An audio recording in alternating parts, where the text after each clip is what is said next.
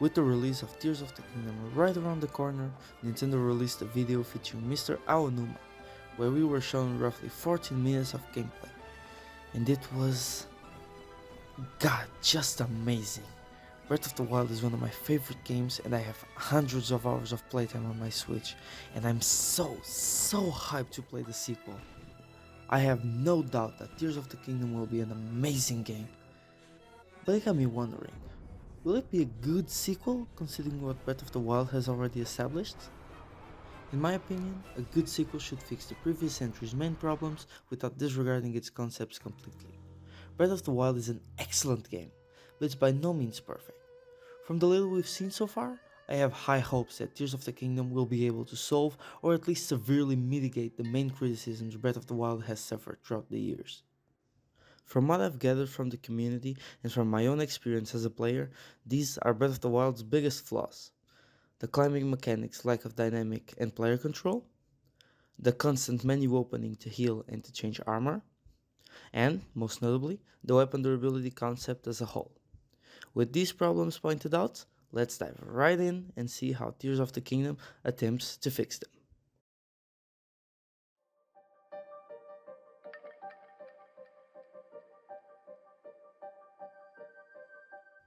While it seems really interesting that you can climb almost any type of surface and skip long alternate paths, the end result is not very good from a gameplay perspective. First of all, climbing is a really slow process, even with the climbing gear upgrade. Do you see how slow this is? This is the fastest way to climb in the game, and it seems painfully slow. Climbing big mountains can take a lot of time, and it's not a particularly interesting task for the player, as there is not much going on. Throughout Breath of the Wild, you get much better options for reaching high points, most notably Revali's Gale. Assuming Revali's Gale is not on cooldown, why would you want to climb the mountain? On top of this, you can even climb in a random event that it starts raining, albeit it's not really a common occurrence, but it's extremely infuriating as a player when it happens. So, the lack of player interaction, control over when you can climb, and the sheer amount of time it takes, even in its fastest form, with the climbing gear, makes climbing a mechanic that many players try to avoid as much as possible, but are many times forced to use. The way Tears of the Kingdom mitigates this problem is with the use of two of Link's new abilities. The first one is Ascend. This ability allows Link to dive upwards and go above the place he is currently in if there is a ceiling above him. Of course, this ability has some limitations. First off, you need to be inside the structure you want to reach the top of if you want to use Ascend. Obviously, not every high climbing point will have a cave or some sort of entrance, because that would make climbing absolutely useless. Secondly, the surface you want to reach will very likely need to meet some conditions for you to ascend through it, further limiting the ability's use. The second ability, which I think will be much better at mitigating this problem, is the Ultra Hand. With this, Link can create anything using any materials he finds in his path. We've only seen a small amount of what this ability can do, but it was already established in the gameplay video and some other previous trailers that you can build a kind of flying machine with this. But you obviously will need to find all these pieces to build it, and I think it's reasonable to assume that you won't be able to find them everywhere around Hyrule. Also, we've also seen that the kind of fans have very low battery, which will highly restrict the use of the flying machine, which makes sense. The developers don't want you to fly around the map whenever you want. To clarify, I don't want climbing to be entirely removed from the game. I don't mind climbing small obstacles, but it starts getting really uninteresting when you try to climb high ones. Ideally, you should get some upgrades to the act of climbing itself throughout the game, to make it less of a nuisance and more of a useful tool for the player. The use of these new abilities in Tears of the Kingdom will help avoid climbing altogether sometimes, but inevitably you will need to use it.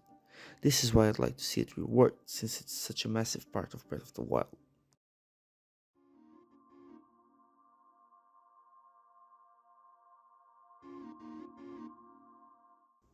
Picture this scenario. You reach a big mountain and you want to climb it as fast as possible. Revali's Gale is on cooldown and you really don't want to go the alternate path, which takes a large detour. What's the solution? Of course, you open the menu Equip the climbing gear, and off you go. You reach halfway through the mountain and your stamina is low. Thankfully, you have a stamina meal in your inventory. You open the menu, eat it, and continue climbing. You finally reach the top. Oh no, there's a strong enemy here. Time to equip the barbarian armor to fight it. Another menu opening. Oh, you got hit? No worries, just open the menu and eat something to recover your health instantly and without any consequences. The times you open the menu during these situations completely stop the game flow and help you recover from situations where you should have been punished, such as trying to climb something too high for your current stamina level or getting hit by the enemy's attack. I don't know if Tears of the Kingdom completely fixes this problem, but from the gameplay we've been shown, we can see that the D-pad up opens a materials menu, similar to the weapon, shield and bow menus in Breath of the Wild. Yes, this obviously stops gameplay as well, but it's a much faster way of equipping certain items. As for how healing works in this game, we don't have a clear answer, but I sincerely hope an animation plays in real time to add a risk element to healing in the middle of a battle. Opening a menu and getting all your hearts back with no risk whatsoever is something that I think is not good at all for the combat experience, which is a major part of the game.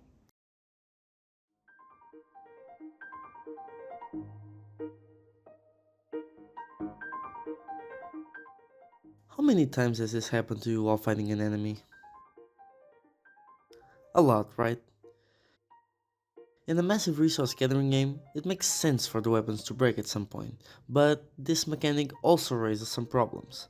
The only benefit you get from using a weapon until it breaks is that the final hit does double the damage. This obviously does not incentivize players to use their strongest weapons nearly enough, leading to the majority of players saving their strongest weapons for the stronger enemies, just because they don't want to waste them on weaker ones. Secondly, quite early in the game, the player will stop using weak weapons, since it's not generally hard to find weapons with higher attack power and more durability. This makes it so that a large part of all the weapons available just don't get used past the early game, since they have no utility in comparison to the weapons in the late game. Tears of the Kingdom fixes this in one of the best and most creative ways I've ever seen. It all lies in one of Link's new abilities, Fuse. With this ability, you can fuse a weapon, a shield, arrows, and possibly even more items with anything you want.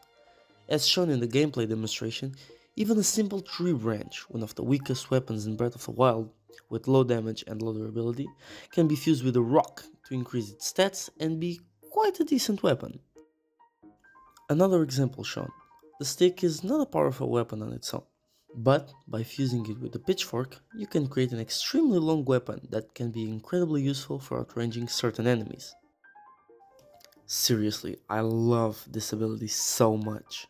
It fixes the weapon durability problem in a masterful way and incentivizes so much creativity and experimentation from the player to try things out by themselves. This is one of my biggest gripes in Breath of the Wild, and I'm so happy to see this being much less of an issue in Tears of the Kingdom. What do you think of these new gameplay features? Let me hear your thoughts down below. I just can't wait to get my hands on this game when it releases. If you like this type of content, stay tuned for more. I'll be focusing on making videos on many different games, mainly Nintendo ones. Hope you enjoyed this analysis. See you in the next one.